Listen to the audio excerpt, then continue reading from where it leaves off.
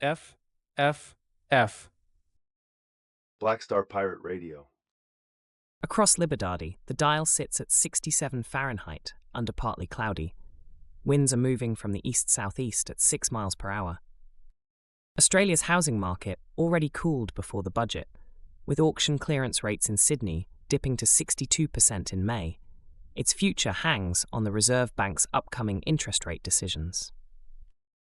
Mortgage delinquencies in Q1 2024 increased by 0.5% in Nessawatts and VIC, affecting approximately 80,000 households.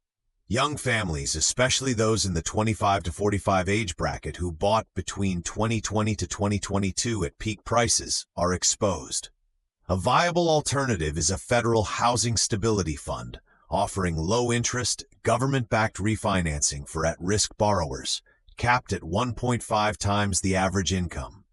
For now, the chosen next move is the RBA's decision to hold the cash rate at 4.35% for June, maintaining pressure in hopes of curbing inflation further.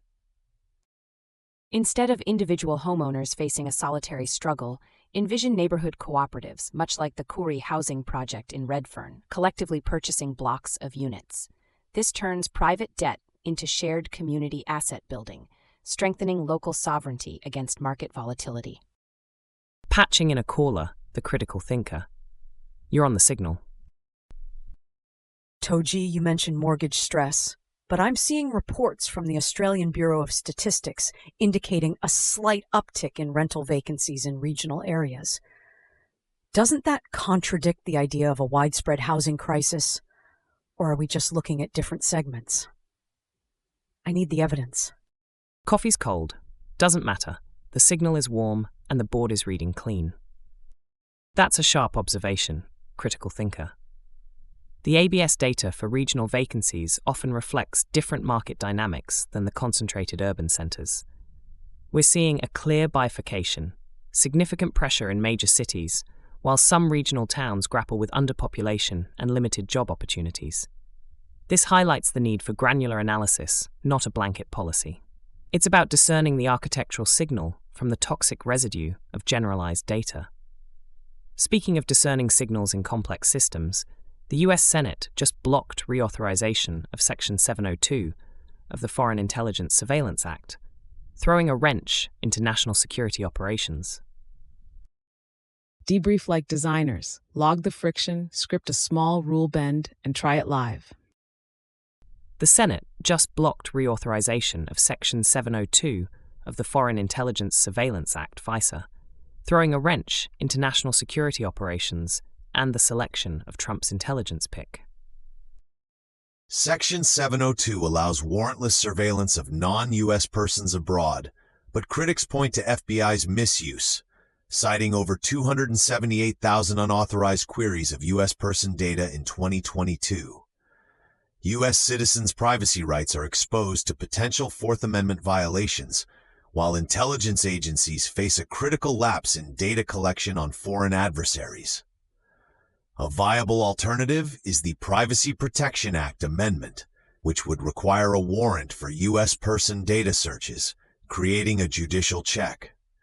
The chosen next move by the Senate, amidst resistance and concerns over Trump's intelligence pick, was to let the bill expire on April 19th, halting new collections, with calls for a temporary extension until a compromise bill can be drafted. This dispute isn't just about data, it's about the social contract itself. Think of the ancient Great Law of Peace of the Haudenosaunee, where sovereignty meant collective consent and clear provenance over information, not clandestine whispers behind a screen. Togee, this sounds like a win for civil liberties. But isn't there a real risk of missing critical terror threats or cyber attacks if intelligence agencies are hobbled? What's the tangible cost of this blockage on actual security? From that dossier to this one, negotiations on air passenger rights hit turbulence, EU. That's the core tension caller. Balancing security and privacy demands sharp discernment to separate true threat signals from the noise of overreach. This isn't just a legislative fight. It's about the architecture of trust in our systems.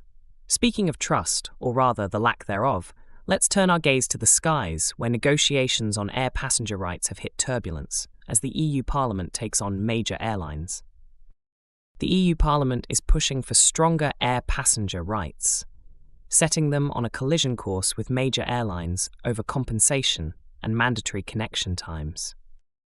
Proposed revisions to EC 2621/2004 include compensation for missed connections, outside airline control, and mandatory 3-hour minimum connection times for transfers. Millions of European travelers, potentially 200 million annual EU air passengers, stand to gain clearer compensation and better protection. However, airlines like Lufthansa and Air France-KLM warn of €1.5 billion in annual costs, exposing them to significant financial burdens, potentially leading to higher fares or reduced service to smaller hubs. A viable alternative is an independent air travel ombudsman with binding arbitration powers for passenger disputes, funded by a small per-ticket levy to streamline claims and reduce litigation.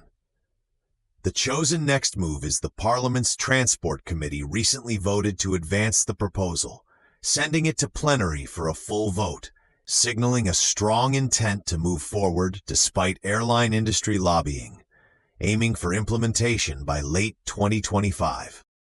This fight for passenger rights is about reclaiming travel as an experience of dignity, not just a commodity. It's akin to the ancient caravans that offered communal support and mutual respect, rather than leaving individual travelers adrift in a chaotic sky with no recourse.